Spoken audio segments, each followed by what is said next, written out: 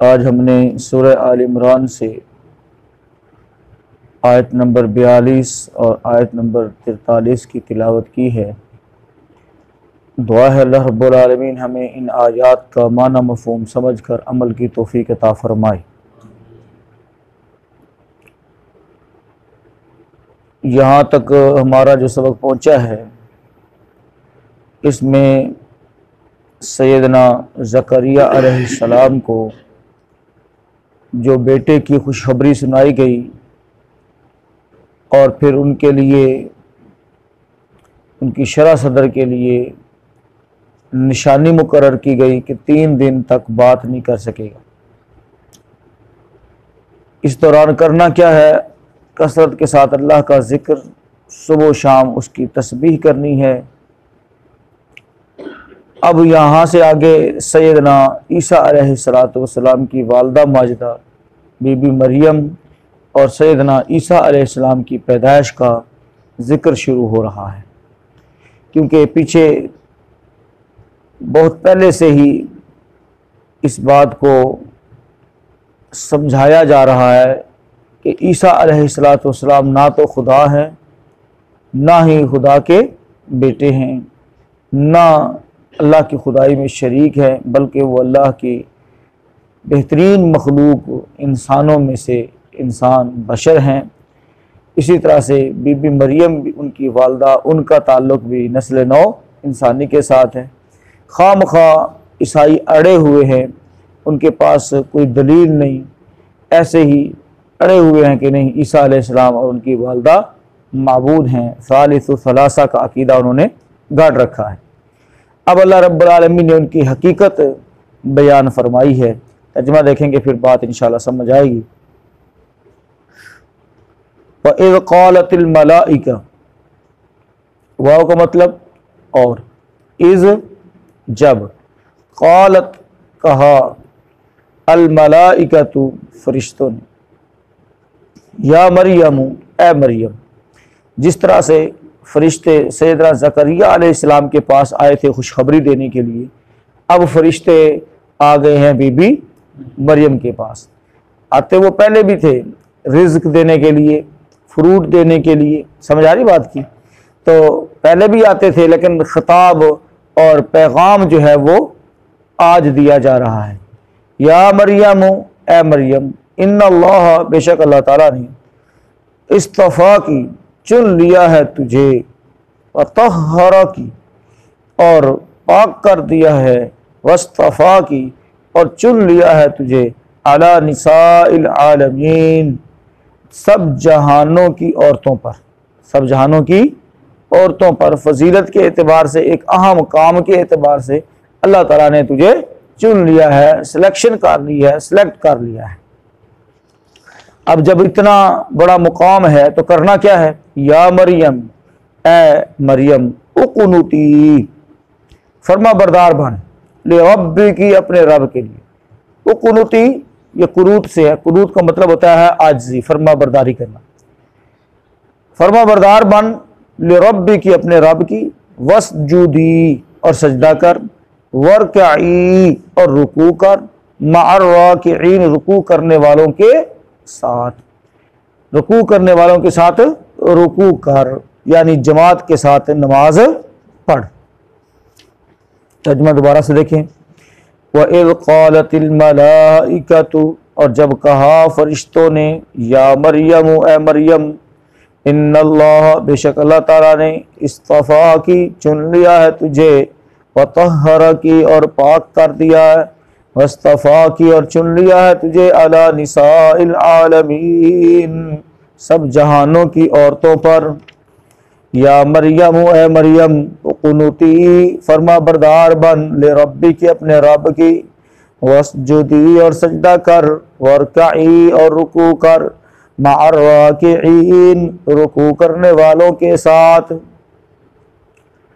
आज का जो हमारा सबक है, इसमें बीबी मरियम के पास मलाइका फरिश्तों को के तशरीफ़ लाने का ज़िक्र है, लेकिन ये बात याद रखें, ये अल्लाह का पैगाम लेकर आए, लेकिन नबूवत और रिसालत सिर्फ और सिर्फ मर्दों में रही है, औरतों में नहीं रही।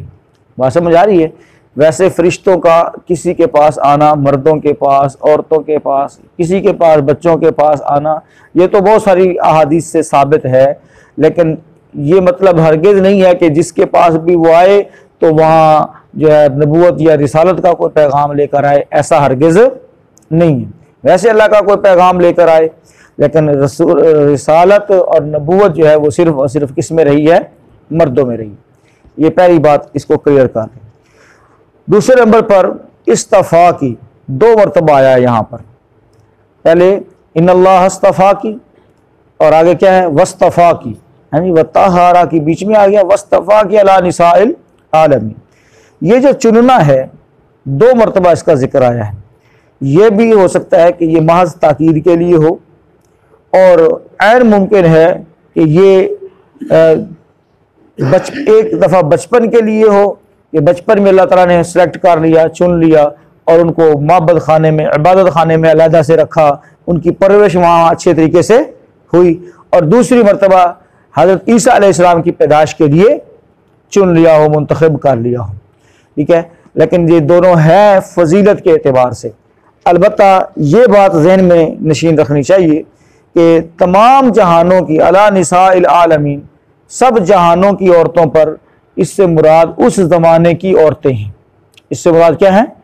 उस ज़माने की औरतें हैं, क्योंकि बाद में जब अल्लाह के रसूल सल्लल्लाहु अलैहि वसल्लम तशरीफ़ ले आए तो ये अल्फाज रसूलुल्लाह सल्लल्लाहु अलैहि वसल्लम ने अम्मा आयशा रज़ी अल्लाह ताला अन्हा के लिए भी इस्तेमाल किए हैं, फातिमा रज़ी अल्लाह ताला अन्हा के लिए भी इस्तेमाल किए हैं, खदीजा रज़ी अल्लाह ताला अन्हा के लिए भी इस्तेमाल किए हैं। और इसी तरह से रसूलुल्लाह सल्लल्लाहु अलैहि वसल्लम ने आसिया जो ज़ौजा फ़िरऔन थी, उनके बारे में भी इस तरह के अल्फाज इस्तेमाल किए हैं। तो गोया बीबी मरियम का चुनाव और तमाम औरतों पर अल्लाह ताला ने उनको जो फ़ौक़ियत अता फरमाई, तो वो खुसूसी उस ज़माने की औरतों के लिए था। जैसा कि रसूलुल्लाह सल्लल्लाहु अलैहि वसल्लम ने फरमाया, बहुत सारी औरतें जो हैं वो कामिल हुई, बहुत सारे मर्द कामिल हुए हैं, यानी मर्द तो बहुत कामिल हुए हैं। कामिल से मुराद जिन पर अल्लाह ताला का ख़ास फजल हो और हर एतबार से जिनको उसवा करार दिया जा सके, कामिल हुए हैं। लेकिन औरतों में से आसिया ज़ौजा फ़िरऔन और बीबी मरियम बिनते इमरान जो हैं ये कामिल हुई हैं। और फिर फरमाया औरतों पर सैयदा आयशा रज़ी अल्लाह ताला अन्हा को ऐसे ही फजीलत हासिल है जैसे सरीद को बाकी खानों के ऊपर फजीलत हासिल है। सरीद समझते हैं ना? गोश्त के शोरबे में रोटी के छोटे छोटे टुकड़े डाल दिए जाएं और बोटियां अलग से ऊपर डाल के उसको इस्तेमाल किया जाए। ये अरब के अंदर एक ख़ास पकवान, या इसको कहते हैं मतलब पसंद की जाने वाली ये डिश होती थी, सरीद। अल्लाह के रसूल सल्लल्लाहु अलैहि वसल्लम इसको बड़े मरगूब जो है रखते थे, बड़े मरगूब ग़िज़ा थे अल्लाह के रसूल सल्लल्लाहु अलैहि वसल्लम की। तो फरमाया औरतों पर आयशा रज़ी अल्लाह ताला अन्हा को ऐसे ही फजीलत हासिल है जैसे सरीद को बाकी तमाम डिशेज़ पर, बाकी तमाम खानों पर। और इसी तरह से दूसरी रिवायत के अंदर अल्लाह के रसूल सल्लल्लाहु अलैहि वसल्लम ने तमाम जहानों की औरतों में तुम्हारे लिए मरियम बिनते इमरान, खदीजा बिनते खुवैलिद, फातिमा बिनते मोहम्मद और आसिया ज़ौजा फ़िरऔन तुम्हारे लिए काफ़ी हैं। ये अल्लाह के रसूल सल्लल्लाहु अलैहि वसल्लम का फरमान है कि ये औरतें हमारी जो मुसलमान औरतें हैं उनके लिए एक नमूना है। उनके लिए क्या है? नमूना है कि उन्होंने किस कदर दुख में, किस कदर परेशानी में, किस कदर मुसीबत में, और जो जो उनको परेशानियां आईं, जो जो बातें उनको सहना पड़ी, इसके बावजूद अल्लाह के दीन के साथ वो मुखलिस रही। तो मुसलमानों की तमाम औरतों के लिए ये ख़वातीन जिनके नाम मैंने आपके सामने जिक्र किए हैं, ये तमाम ख़वातीन क्या हैं? उनके लिए काफ़ी हैं। मुराद इनकी सीरत को देखकर, इनके जो है मुतरमायू मामलात को देखकर हमारी आज की मुसलमान औरत और क़यामत तक की मुसलमान औरत अपनी ज़िंदगी का मकसद सेट कर सकती है। और यकीन जाने घरों के अंदर हमें ये काम करना चाहिए, आपकी ज़िंदगी भी बड़ी सहूलत से गुजर जाएगी। तो देखें ना, घरों में परेशानियाँ हैं ना, झगड़े नहीं ख़त्म होते, बच्चों के झगड़े, औरतों के झगड़े, हर बंदा घर के अंदर कोई ना कोई परेशानी और टेंशन के अंदर मौजूद है। तो घरों के अंदर मोहतरम भाइयों इन मुकद्दस खवातीन की सीरत के ऊपर किताबें लाकर रखें, वो किताबें घर वालों को पढ़ने के लिए दें और वो पढ़ें और देखें कि उनकी ज़िंदगी कैसी ज़बरदस्त थी और किस कदर उन्होंने दीन के खातिर कुर्बानियाँ दी। तो हो सकता है हमारे घरों के अंदर भी इनकी सीरत को पढ़ने के बाद कोई चेंज आ जाए, कोई तब्दीली आ जाए, उनकी आदत को अपना ले और हम आप भाइयों की, हम सब की जो है वो ज़िंदगी भी जो है वो सहूलत के साथ गुजर जाए। तो ये इंशाल्लाह सब भाई तहिया करें, वादा करें कि अपने अपने घरों के अंदर इंशाल्लाह इन मुकद्दस खवातीन की ज़िंदगी पर या सीरत पर लिखी हुई किताबें मुहैया करेंगे, अपने बच्चियों को पढ़ाएंगे, बच्चों को पढ़ाएंगे, घरे जो है अपनी बीवियों को पढ़ाएंगे। मोहतरम भाइयों बहुत ज़्यादा इंशाल्लाह फ़ायदा होगा। और इसी तरह से अल्लाह रब्बुल आलमीन ने जब सैयदा बीबी मरियम को चुन लिया, मुखातिब कर लिया और ख़ास कर लिया अपनी रहमत के लिए, तो अब मोहतरम भाइयों उनके लिए कुछ ड्यूटियाँ लगा दी कि साहब ज़रा जितना ओहदा बड़ा है, मुकाम बड़ा है, उतनी जिम्मेदारी क्या है, उतनी ज़्यादा है और उसी कदर अल्लाह रब्बुल आलमीन के करीब होने की ज़रूरत है। चूँकि बीबी मरियम जो थी वो बैतुल मक़दस के साथ ही मेहराब के अंदर रहती थी, हुजरे के अंदर रहती थी, तो बैतुल मक़दस की खादमा भी थी, वहीं इनकी तरबियत हो रही थी, परवरिश हो रही थी। तो अल्लाह रब्बुल आलमीन ने इनके लिए नमाज यानी जमात के साथ पढ़ने का हुक्म फरमा दिया, जमात के साथ हुक्म फरमा दिया।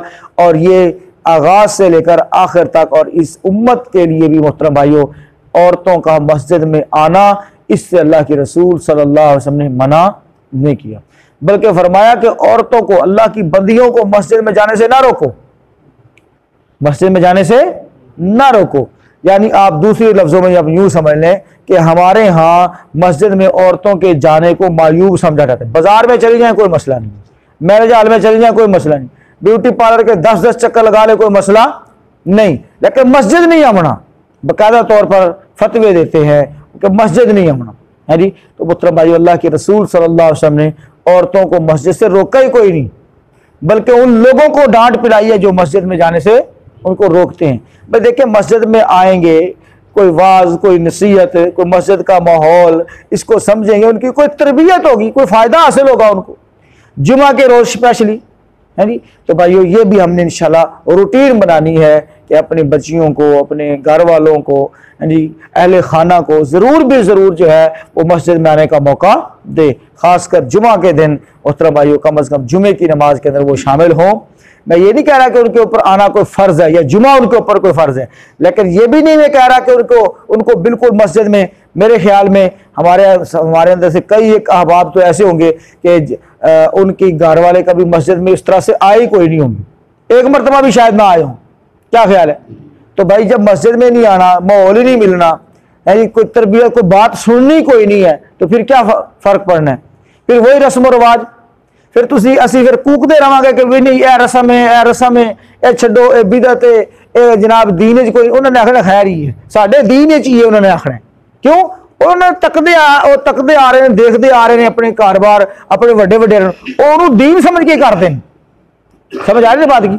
और बहुत सारे मौकों पर मोहतरम भाइयों मुखालफत खड़ी हो जाती है, इतनी मुखालफत खड़ी हो जाती है, अल्लाह माफ़ फरमाए, इतनी बड़ी मुखालफतें शुरू हो जाती हैं कि बंदा कुछ करना चाहता है लेकिन आगे घर में बस नहीं चलता, बीबियां तगड़ियां ने, है जी, क्योंकि उनकी तरबियत नहीं हुई, उनको मौका नहीं मिला, है जी। और अपनी जुबान से बंदा जब कह रहा होता है तो वो असर पसीरी नहीं होती, वो या यूं कह ले कि उनके दिमाग में उल्टी फिल्म चल जाती है, वो समझते हैं कि शायद खर्चे तो बचने वाले से ठाक रहे हैं। बात समझ आ रही है ना। तो इस एतबार से जब उनको माहौल दिया जाएगा, मस्जिद के अंदर लाया जाएगा, यहाँ वाज नसीहत कोई हर जुमे कोई एक बात भी अगर पल्ले पड़ जाएगी तो इंशाल्लाह बहुत सारी क्या हो जाएगी, इस्लाह हो जाएगी, फ़र्क पड़ जाएगा। तो भाइयों इंशाल्लाह ये कोशिश भी हमने करनी है कि ख़वातीन को जुमा की नमाज का मौका देना है और ख़ुद भी टाइम पर आना है और उनको भी जो है लेकर आना है, ताकि उनकी भी कोई तरबियत हो सके। और इस तरह से दीगर भी अगर कोई फंक्शन कोई जो है रखा जाए, इस तरह से तरबियती नशिस्त ख़वातीन वगैरह की, तो उसके लिए भी टाइम उनको देना चाहिए ताकि वो भी आएँ और सुने और समझें और हमारे दीन के अंदर हमारी मुआविन बन जाए। हमारी आंखों की ठंडक बन जाए। रसूलुल्लाह सल्लल्लाहु अलैहि वसल्लम ने मतलब ये दुआ करते थे, सहाबा और इस तरह से जो अल्लाह वाले हैं वो अपने बीवी बच्चों के लिए खुसूसी तौर पर दुआ करते थे, रब्बना हब लना मिन अज़वाजिना व ज़ुर्रिय्यातिना क़ुर्रता अयुन वजअलना लिलमुत्तक़ीना इमामा। रब्बना हब लना मिन अज़वाजिना, या अल्लाह अता फरमा हमें हमारी बीवियों की तरफ से, व ज़ुर्रिय्यातिना और हमारी औलादों की तरफ से, क़ुर्रता अयुन आंखों की ठंडक, वजअलना लिलमुत्तक़ीना इमामा और हमें मुत्तकी लोगों का, परहेज़गार लोगों का लीडर बना दे। तो ये दुआ भी करें और मोहतरमा उनकी तरबियत के लिए, तालीम और तरबियत के लिए उनके पूरे का पूरा एहतमाम करना, ये भी घर के जो कफील है, जो घर का जो सरबराह है उसके लिए ज़रूरी है। घर का सरबराह सिर्फ ATM मशीन बना हुआ है बस, क्या ख्याल है? आज के दौर में तालीम और तरबियत पर ध्यान देने की बजाय क्या बना हुआ है? ATM machine. बच्चे ने भी आना था, अब्बा जी कड्डो पैसे है जी, बीवी ने भी आखना भी ले आना था, बस ATM मशीन बना हुआ है। भाई ATM मशीन ना बने, बल्कि अपनी जिम्मेदारियों को समझे, और वो जिम्मेदारियां क्या है कि उनकी तालीम और तरबियत का बेहतरीन बंदोबस्त एहतमाम करें और उसमें जो है उसको मस्जिद के साथ अटैच करें। मस्जिद के साथ अटैच होने से इंशाल्लाह बहुत सारी बीमारियों से, खराबियों से हम इंशाल्लाह बच जाएंगे। अल्लाह से दुआ करते हैं बात को समझने की, अमल की तौफीक अता फरमाए। मस्जिद के साथ अटैचमेंट, और आप देख लें किस कदर अल्लाह ताला ने पाकीज़ा माहौल अता फरमाया था बीबी मरियम को। मस्जिद के साथ अटैचमेंट थी ना, ठीक है ना, मस्जिद के साथ अटैचमेंट। और जब चुन लिया, जब वो अपनी पनाह में उनको ले लिया, चुन लिया, मुंतखब कर लिया, तब भी उनको मस्जिद के साथ क्या रखा? अटैच रखा। सजदा करना है, रुकू करने वालों के साथ रुकू करना है, हालांकि वो पहले भी इबादत कर रही थी, लेकिन फिर खास कर दिया, फिर हुक्म दे दिया। तो गोया पता चला मस्जिद के साथ जितनी ज्यादा अटैचमेंट होगी अल्लाह के घर के साथ, उतनी इंशाल्लाह शैतान से क्या हो जाएगी? दूरी हो जाएगी। और जितनी मस्जिद से दूरी होगी उतनी अटैचमेंट कहां पर होगी? शैतान के साथ होगी। इस बात को खूब अच्छी तरह से समझ लीजिए। अल्लाह ताला बात को समझने की, अमल की तौफीक अता फरमाए। देख लीजिए इन आयात को जो बात समझ में आए।